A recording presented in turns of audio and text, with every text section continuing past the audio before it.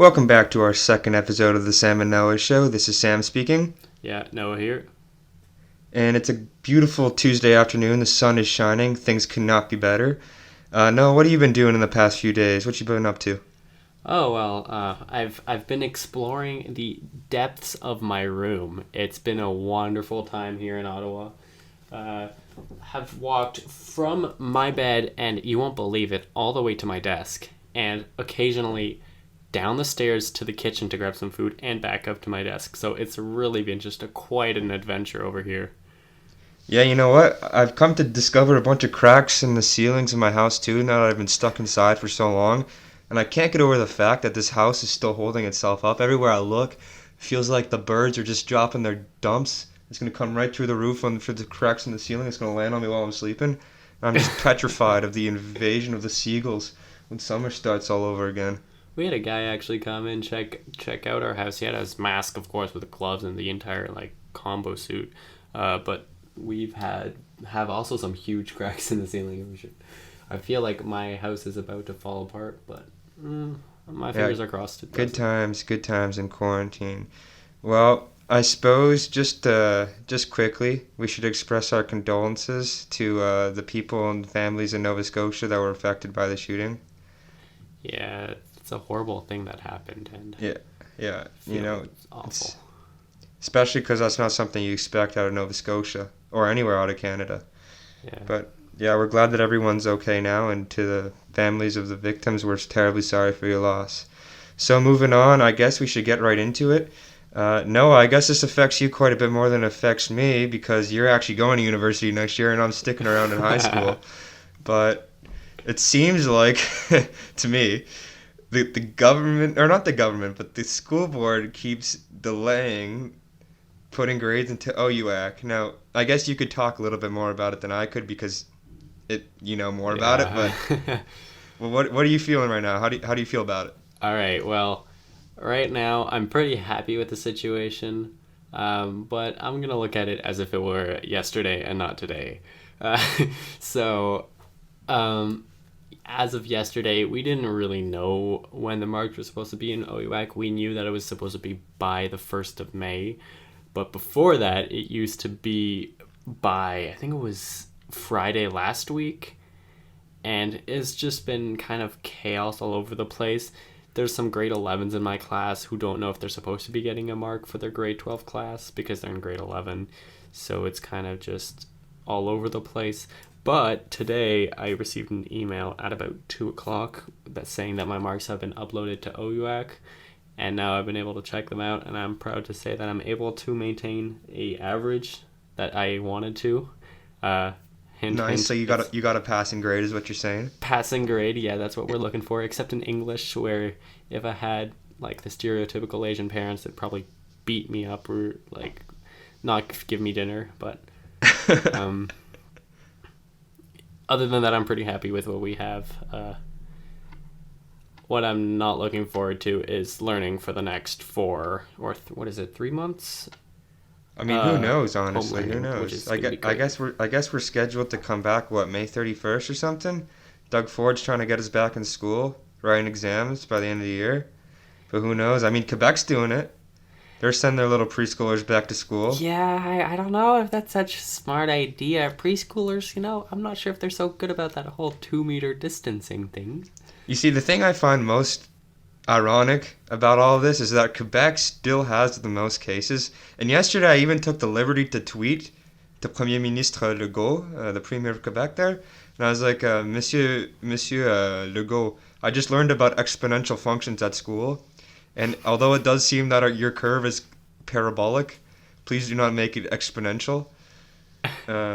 Yeah, I agree with you. I think it's really going to go really badly for little 2-year-olds going around hugging each other, holding hands, and coming back home and giving the coronavirus to grand-maman and grand-papa who are living at home with them.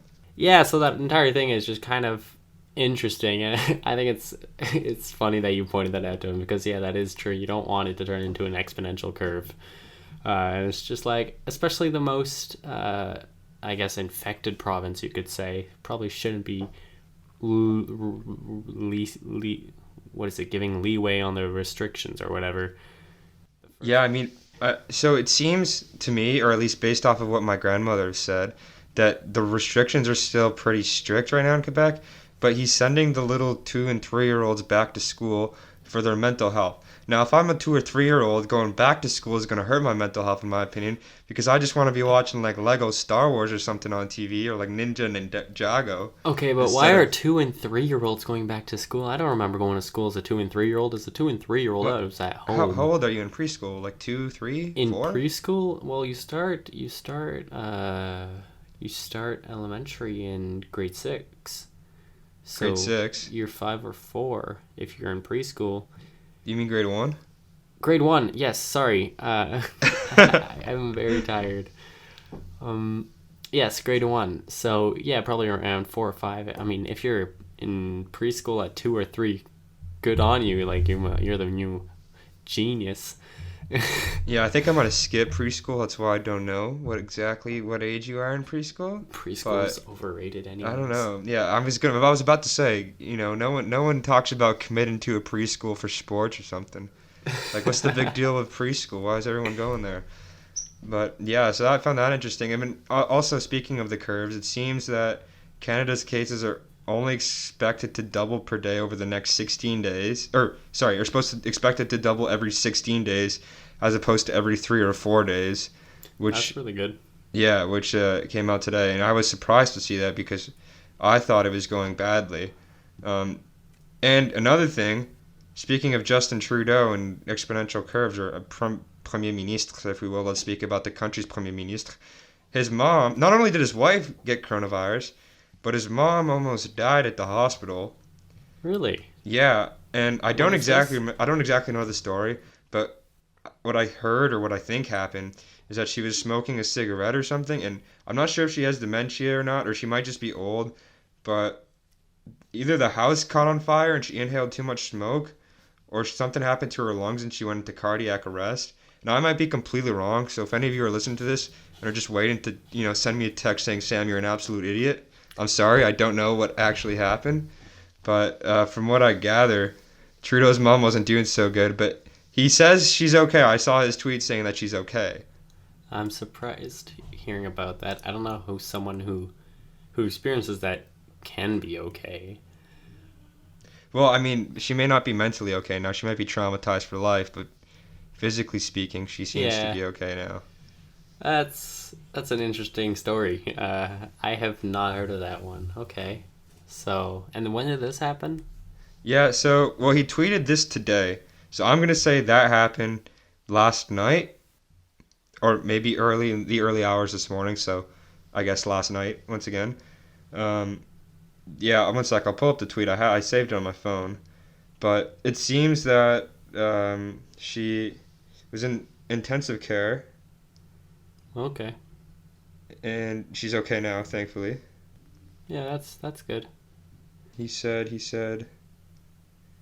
well, you know what? I can't find it, but that's okay. We'll find it later. Can you tell that I don't really read the news or check the Yeah. news? Like, Oh, yeah, here's what he said, sorry. I spoke with my mom, and thankfully she's doing fine. Thanks to everyone who reached out and sent us well wishes. I'd also like to thank the first responders and their incredible work, and I'm keeping the other families affected by this fire in my thoughts today. So, yeah, I think she may have lit the house on fire with a cigarette, or someone else might have lit it on fire with a cigarette. I don't know for sure if that's exactly what happened, either but way, the house was on fire, and that's yeah, not good. yeah, exactly. Exactly. I find it kind of wild that all this stuff's going on during the coronavirus. It seems that things can't get any worse. You look at 2020 as a year, and Kobe Bryant's dead. The GOAT's dead. Unless you consider Drake the GOAT, but I think Kobe's the No, GOAT. no, Kobe, rest in peace. I And mean, I then, hope the tradition lives on forever where when you throw something into a bin or into a hoop, you gotta yell Kobe. I then mean, you gotta say rest in peace, yeah, forever. just respect, man. Yeah. Isn't And that also, the forest fires in Australia. Australia? Yep, that That was happened a too. that was a bad beginning to 2020. What else? There was a threat of World War III. Always fun. Oh my gosh, I completely That was forgot about between, that I think it too. was Iran and USA Yeah. because oh yeah, Trump like ordered the assassination of like their leader or something. Oh my god. Yeah. Yeah. Of course, war is inevitable. And then Corona. Yeah, Corona's just delightful. Everyone loves that. And speaking of the U.S. military, just a quick note. I'm late on this news because it came out 2 or 3 days ago. But the Pentagon has just officially released UFO videos from a year ago. Now they speculate that it's probably a drone, but they're not exactly sure, so they're calling it an unidentified aerial phenomena. So there you have it. There's Why? aliens. Why would? I don't understand why the Pentagon releases this 3 days ago. Like, there's something a bit more important going on in the world right now. Uh, Well, I guess it's because anytime the Pentagon releases anything, it's because they don't consider it a threat to national security. So I guess it's not a big deal, and that's why they released it now. oh, maybe they're trying to show people that it's not a big deal. Like, Yeah, guys, and, it's probably just drones flying around. But yeah, and trying to make people a little bit less concerned about what's going on up there, and a little more concerned about what's going on inside their hearts during these I have difficult times. I have not heard anything about UFOs in such a long time. Like, I feel like UFOs was a big thing before we were born. Because before we yeah. were born, think about it, 1970s to 1990s, commercial flight was starting to get big, and then it really Hmm. took off in the 2000s. But before that, we didn't really know exactly what was flying. Like, think about it, there's that movie with the alien, like Eddie or ET. something. Edie, yeah, E.T. And he comes on a UFO, right? And so before our time, before the 2000s came along, it was a big thing. People didn't know what was going on up in space. And so I don't know. In a way, I feel like societal pressures were forcing people and NASA to like throw something up into space. Eventually, they got a human on the moon, if that even is real. There's a few conspiracy theories saying it's not real. I saw this. Yeah, I saw this photo where it's like they have Neil. It was like Armstrong, right? Was that the Yeah, first guy? yeah, Yeah, yeah. Neil Armstrong's spacesuit in a museum, and his foot, like his boot is completely smooth, but the footprint of the first step on Earth has uh, what do you say, like lines in it. Yeah, I yeah, saw that. It's yeah. like, okay, something is off here. I mean, I don't believe the moon landing is faked, but either they removed the actual boots or I don't know. Yeah, It who seems knows? I interesting. don't. It's so hard to tell because especially now we live in a day and age where you never exactly know if something's real or not because anyone can put anything they want on the internet.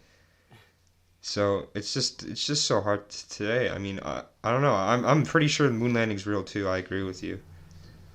I But mean, yeah, you can't really believe anything. We are just uploading this podcast to YouTube. It doesn't cost anything, yeah, and it's free. As far as you guys know, I'm an absolute idiot, which isn't incorrect. But we could make up a bunch of random stuff, and like we don't have any credible sources, and because it's on the internet, some people might believe it. yeah, if you guys believe half the things I'm saying, you're crazy. Yeah, you can't believe Sam. Well, you can I believe don't. Sam most of the time. I have some pretty intricate stories. Now, people like to call me a pathological liar. I think that's too far because in any story I ever tell, there's some hints of the truth. So I prefer to call myself an expert storyteller. I don't know. I mean, that's I know you know. I tell a lot of stories. You're The just vast an majority of them aren't true. elaborate expert storyteller who Yeah, focuses on the details that didn't happen. yeah, yeah. Exactly. You know, I couldn't have said it better than that. Precisely. Wow. Oh man, I can't wait for this entire quarantine thing to be over. Dude, you know what I realized is crazy? Right as we were about to get big into training, all this happened. And I'm thinking about it now because I mean, you both our sports I think are like very very I don't know, like niche sports. Niche sports. Yeah, they're like Hockey. niche. Well, hockey like skill though is niche. Like Oh for yeah. rock climbing, for example, it requires an incredible amount of upper strength. I completely forgot that I do rock Huge, climbing. exactly. That's what I'm trying to say. I haven't been on the ice in forever. I feel I've. It just feels as though when I get back on the ice, I'm not even gonna know how to play hockey anymore.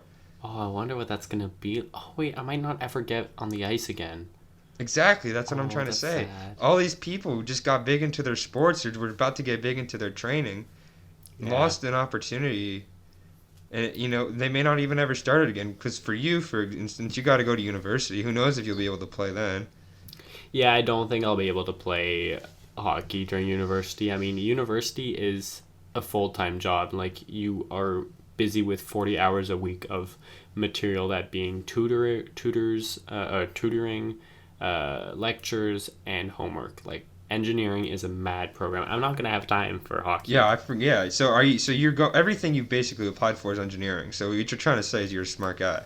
No, no, no, no. No. This is not the point that I was getting at. The point that I was getting at Oh, is that's the that point I was getting at, though. okay, well, I don't know. I'm not gonna say any further about that. All I'm gonna say is that what I might be able to do in university is rock climbing, because that's a more casual thing. Yeah, and theoretically, I mean, this is something kind of crazy, and I don't know. I wouldn't see you or me doing it because we're not types of guys to do this. But Yeah. you could technically just like say you went to university with a nice stone wall. You could just climb up the wall. In theory, if you wanted to, you can rock climb anything that's a rock. I mean, obviously, it's more fun inside a gym where you can actually practice and hone your rock climbing skills or on a real mountain. Well, But I wouldn't say you'd be able to climb up anything that's just a rock. I mean, there might be like Alex Magos who can prove you otherwise. Uh, but if you have like a smooth rock slab on a negative incline, there is no way you can climb that. You have no grip. You have nothing. But okay, I, yeah. So I may not have taken all the types of rocks into account, but I see what you're getting at. I mean, I have tried climbing my house, like not the H- outside, just around the Yeah. inside. How'd that work? It didn't go too well. I left a huge mark on one of the walls because Nice. some rubber of my shoe came off, and now there's just a big black mark on it on one of the walls, and it's great. It's Hey, wonderful. you got to leave your mark. It's all about asserting dominance. Asserting dominance Yeah. inside my Oh, parents' here, home. just quickly before we have to end our podcast, do you want to tell us a little bit about what your plans are for after university? Because, I mean, I've heard you've got some pretty intricate plans about what you want to do and like what kind of engineer you want to become and For what type of after role. university, oh my. Yeah. Okay, well that's Because really fun. you're big into trains and civil engineering. You were Yeah. talking you know quite a bit about your trains and industrial like commuting. You know quite a bit about that. So if you just want to quickly, Yeah, I mean, I sure. find it really Why interesting not? when you talk about it. Okay, so I love trains. You know that. I like, I don't know. I literally offered to take you on a train trip, and I think I have in Ottawa a couple of times. Either way, so I'm going into civil engineering. But right now I'm stuck in between choosing Carleton or Waterloo. Benefits are Carleton. I won't be bankrupt by the end of it. Um, and so if I go to Carleton, I will pursue a master's at Waterloo. If I go to Waterloo, I might just get a job right off my bachelor's, right away from my bachelor's.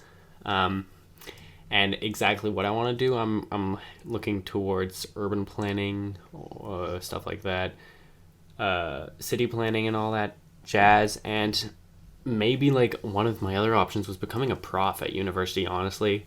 I've been That's kind of told cool. I've been told by some people that a lot of the civil engineering profs are very old fashioned, and I have noticed this when I went to the Ottawa civil engineering open house.